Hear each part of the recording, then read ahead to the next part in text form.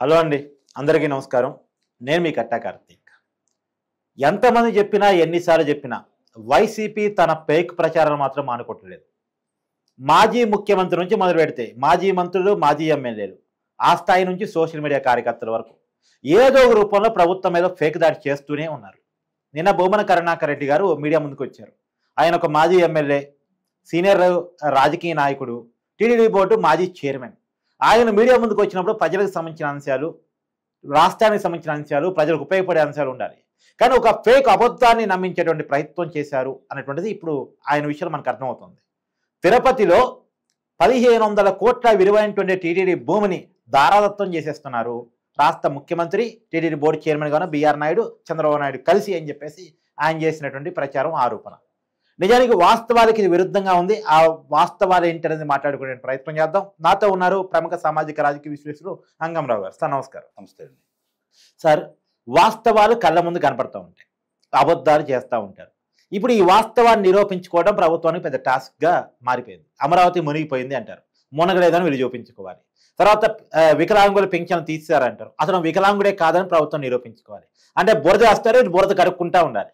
నిన్న భూమన కరుణాకర్ రెడ్డి గారు తిరుపతిలో 1500 కోట్ల రూపాయల విలువైనటువంటి భూమిని, టీటీడీ భూమిని దారాదత్తం చేసేస్తున్నారు ప్రైవేట్ వాళ్ళకి అని చెప్పేసి ఆరోపణ చేశారు.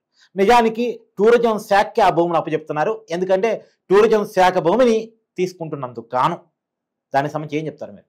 ముందుగా కట్టవారు తిరుమల తిరుపతి దేవస్థానానికి సంబంధించి ఆస్తుల విషయం గురించి కావచ్చు, పవిత్రత గురించి కావచ్చు, అక్కడ జరిగే కార్యక్రమాల గురించి కావచ్చు, మాట్లాడే నైతిక అర్హత కరుణాకర్ రెడ్డి అనే వ్యక్తికి ఉందా? ముందు దాన్ని నేను ప్రశ్నిస్తున్నాను.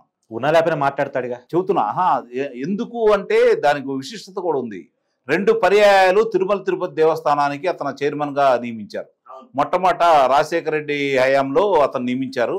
తర్వాత మొన్న జగన్మోహన్ రెడ్డి హయాంలో కూడా నియమించారు. తండ్రి కొడుకుల హయాంలో నియమించారు అతన్ని. కరెక్ట్. రెండోది, అతను కానీ అతని అన్న గురించి కానీ ప్రజలందరికీ తెలుసు, అక్కడ ప్రజలందరికీ తెలుసు.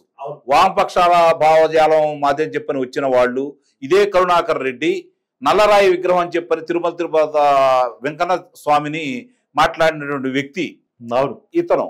రెండోది, ఇతని హయాంలో తిరుమల తిరుపతి దేవస్థానానికి సంపాదించిన సంపదని ఏ విధంగా పక్కదారి మళ్లించారనే అభియోగాలు ఎదుర్కొంటున్న వ్యక్తి. ఇంతగా వీళ్ళు ఎందుకు గోల చేసుకుంటున్నారు, ఇంతగా ఎందుకు చించుకుంటున్నారు, ఇంతగా ఎందుకు గోల చేసుకుంటూ అరుస్తున్నారు అంటే కారణం ఏందయ్యా అంటే బీఆర్ నాయుడు గారు అనే వ్యక్తిని తిరుమల తిరుపతి దేవస్థానం చైర్మన్గా నియమించినప్పుడే వీళ్ళకి సగం ఆయువులు కుంగిపోయినాయి. సార్, ఆ వ్యక్తి మీద కోపం ఉంటే ఆ వ్యక్తి మీద కోపం కాదు, ఆ వ్యక్తి సమర్థత గురించి, ఆయన ప్రతిభా పాఠవాల గురించి, ఇలాంటి వీళ్ళు చేసినటువంటి అవినీతిని బయటికి తీస్తారనే భయం. సరే, ఇప్పుడు ఆ భయం లేదా అతని మీద ఉన్న కోపము దేవుడి మీద చూపిస్తారా, టెంపుల్ మీద చూపిస్తారా? అంటే ఆయన అదే అన్నాడు కదా. బిఆర్ నాయుడు గారు ఏమన్నాడు, నాకు ఏదన్నా ఉంటే నన్ను ధైర్యంగా ఎదుర్కో, నీ సంగతి తెలుస్తాను, నీ అంశాలన్నీ బయటకు తీస్తున్నాను, నిన్ను కారాగారంలో పెడతానని చెప్పి డైరెక్ట్ సవాల్ విసిరాడు. అలాగే జగన్మోహన్ రెడ్డి సత్యమణి భారతిని ఏమన్నాడు, మీరు నిజంగా కనుక తిరుమల మీద కనుక మీకు భక్తిగా భావంగా కనుక ఉంటే మీరు రండి, కోనేరులో మునగండి, గుండు కొట్టించుకోండి, నామాలు పెట్టుకోండి, దేవుని దర్శించుకోండి, అప్పుడు నన్ను ప్రశ్నించండి అన్నాడు. అన్యమతస్తులు మా గురించి ప్రశ్నించేది ఏంటి? హిందువులు వచ్చి ప్రశ్నిస్తే అవసరమైతే నేను తప్పులు జరుగుతూ ఉంటే ఇక్కడ నా చొక్కా పట్టుకుని అడగమన్నాడు. ఆయన ధైర్యంగా మాట్లాడాడు. ఆ ధైర్యం వీళ్ళకి ఆడుంది. ఆ ధైర్యం లేదు కాబట్టే అభినందనలు. ఇప్పుడు దీని మీద చెప్పింది ముంతాజ్ హోటల్కి సంబంధించి దాన్ని కేటాయించడం కూడా జరిగింది. పర్యాటక శాఖ ఎక్కడ? ఉత్తర వైపున, తిరుమల తిరుపతి కొండకు ఉత్తర వైపున కొండ కింద కేటాయించారు. మామూలుగా 5 స్టార్ హోటల్ అంటే ఎలాంటి కార్యక్రమాలు జరుగుతాయో మీకు తెలియదేం కాదు కదా. మరి కాబట్టి అలాంటి స్థలాన్ని ముఖ్యమంత్రి గారిని కోరి దాన్ని తిరుమల తిరుపతి దేవస్థానం తీసుకొని ఆ ప్లేస్ లో అంత స్థలాన్ని పర్యాటక కేటాయించారు. అది కూడా దక్షిణ వైపున రోడ్డుకి అవతల పక్క. ఇప్పుడు గమనించుకోవాల్సిన అంశం ఏంటంటే పవిత్రమైనటువంటి తిరుమల తిరుపతి దేవస్థానాన్ని ఒక పర్యాటక కేంద్రంగా భావించి పర్యాటక కేంద్రంగా తీర్చిదిద్దాలని చెప్పని భావించింది అప్పుడు కాంగ్రెస్ ప్రభుత్వం కావచ్చు, లేకపోతే ఇప్పుడు గతంలో ఉన్నటువంటి వైఎస్ఆర్సీపీ ప్రభుత్వం కావచ్చు. ఆధ్యాత్మిక కేంద్రాన్ని పర్యాటక కేంద్రం అనుకున్నారు వాళ్ళు. అనుకుని అక్కడ ఉన్నటువంటి అపారమైనటువంటి సంపదని ఏ విధంగా దోచుకోవాలని, ఎలా చేయాలని చెప్పి చేశారు. ఉదాహరణకి మీకు శ్రీవాణి ట్రస్ట్ కింద 10,500 ఒక్కో టికెట్కి వసూలు చేశారు. 500 మాత్రమే దేవదేవునికి ఇచ్చేసి 10,000 రూపాయలు వేరే దానికి మళ్లించిన సందర్భం కూడా మనకు తెలుసు. ఇప్పుడు దాన్ని రద్దు చేశారు కదా. అవును, దానికి సంబంధించిన మొత్తం తిరుమల రావడానికి ప్రయత్నం చేస్తున్నారు కదా.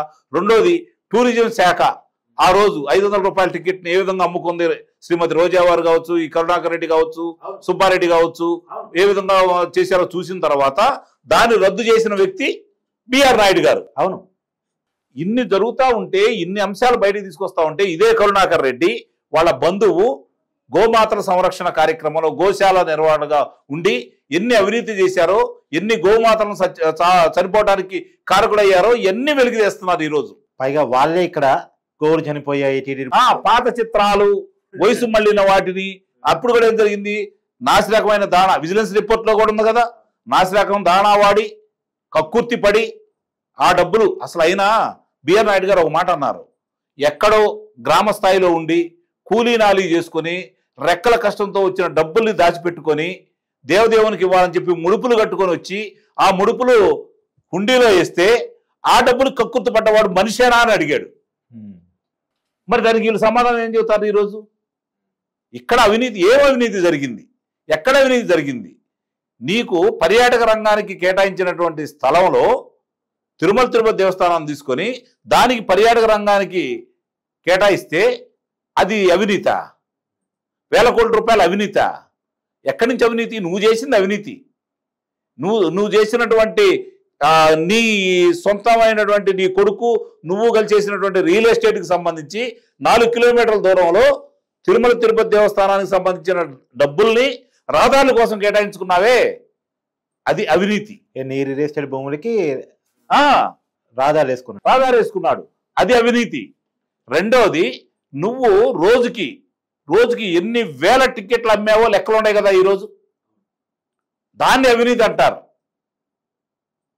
మరి ఆ రోజు ఇష్టారీతిగా మాట్లాడావు. అంటే నేను ఏమంటానండి సార్, ఇది కావాలని హిందువుల మీద చేస్తున్న దాడి అంటే ఏం చెప్తారు? నిస్సందేహంగా అదే చెప్పబోతున్నాను నేను. వీళ్ళు కావాలని చెప్పని ఆ పవిత్రతను దెబ్బతీయాలని చెప్పని వాళ్ళు అనుకున్నారు. క్రైస్తవ మత ప్రబోధకుల్ని పైకి పంపించి క్రైస్తవ మతస్థులను ఉద్యోగస్తులుగా జరిపించేసి అన్యమత ప్రచారం చేయించేసి హిందువులు రాకుండా చేసేసి తిరుమల కొండని అపవిత్రంగా చేసేసి నిత్యాన్నదానాన్ని కూడా సరైన భోజనం పెట్టకుండా అక్కడ కూడా నాసిరకం భోజనం పెట్టేసి భక్తులకి కోపం వచ్చే విధంగా చేసేసి తిరుమల రాకుండా చేయాలని చెప్పని విశ్వ ప్రయత్నం చేశారు వీళ్ళందరూ కలిసి. లడ్డూలు నెయ్యిలో కలిసి ఇక అది మరీ దారుణం. నీకు బావులుగా దేవదేవునికి వచ్చేసరికి అక్కడ సంబంధించిన నాణ్యత చూస్తారా, ఇలా కమిషన్ల గురించి చూస్తారా? ఇలా కమిషన్ల గురించి చూశారు, నాణ్యతని నాశనం చేశారు. మీరంటారు కమిషన్ అంటున్నారు కానీ నేను కమిషన్ కూడా అనుకోను. ఏదో మీరు ఇందాక అన్నారు చూసారు, జనం రాకుండా చేయాలి, పవిత్ర దెబ్బతీయాలి, దానికోసం చేసిన కుట్రేమో అనుకున్నాను. నిస్సందేహంగా అందుట్లో అనుమానమే లేదు. దాన్ని ఈరోజు సమర్థవంతంగా బిఆర్ నాయుడు గారు ప్రక్షాళన దిశతో పాటు వీళ్ళు చేసిన అవినీతిని బయట పెడుతున్నాడు. కాబట్టి కావాలని చెప్పని ఆయన మీద తిరుపతి నిన్న ఆయన ఒక మాట అన్నాడు, ఏది సాక్షి దినపత్రిక మీద పరువు నష్టం దావా చేశాడు కదా ప్రసార మాధ్యమం మీద కదా, దాని మీద తిరుమల దేవస్థానానికి రావాలి ఆ డబ్బులు, ఆయన కోసమే లేదుగా, లేదు టీడీడీగా డబ్బులు కావాలని చెప్పారు. ఈ రోజు ఆయన ప్రతి రూపాయి ఆయన సొంత వాహనం, ఆ డీజిల్ ఆయనదే, ఆయన అన్ని కూడా సొంతంగా వాడుకొని అక్కడ వాడుకుంటూ దేవదేవునికి సేవ చేయాలని వచ్చాడు. మీరు భక్షించాలని వచ్చారు, అపవిత్రం చేయాలని వచ్చారు, 2 కొండలు చాలు మిగిలిన 5 కొండలు కొట్టేయాలని వచ్చారు. దేవుడు చూసుకున్నాడు, ప్రకృతి చూసుకుంది. ఈరోజు ప్రత్యేకంగా మనం చెప్పుకోవాల్సిన అవసరం లేదు. కానీ ఈరోజు కూడా అతనికి మాట్లాడే అవకాశం ఇవ్వటం మాత్రం ఈ కూటమి ప్రభుత్వం తప్పనైతే నేను చెప్పగలను.